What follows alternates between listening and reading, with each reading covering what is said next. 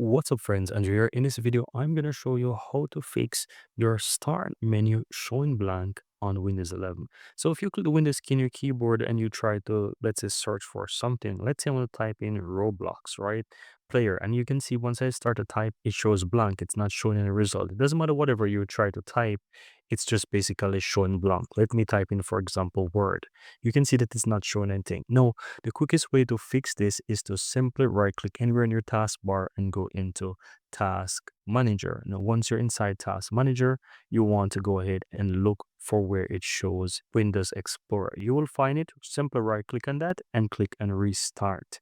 This is going to restart your File Explorer. You may realize some dim with your taskbar and even your background and whatever it is, you will see that it's dim, but that's perfectly fine. No, what you want to do is go ahead and click the Windows key again on your keyboard or your taskbar and just start to type again. So if I type in Word, you can see that it now works and it's working fine. So guys, anytime you have this problem where your start menu is showing blank within Windows, all you have to do is follow the steps to right click and go into your task manager and find the file explorer and just simply search for the Windows Explorer or the file explorer and you will just restart it. And I want to say, let's say you don't have the file explorer, the Windows Explorer open.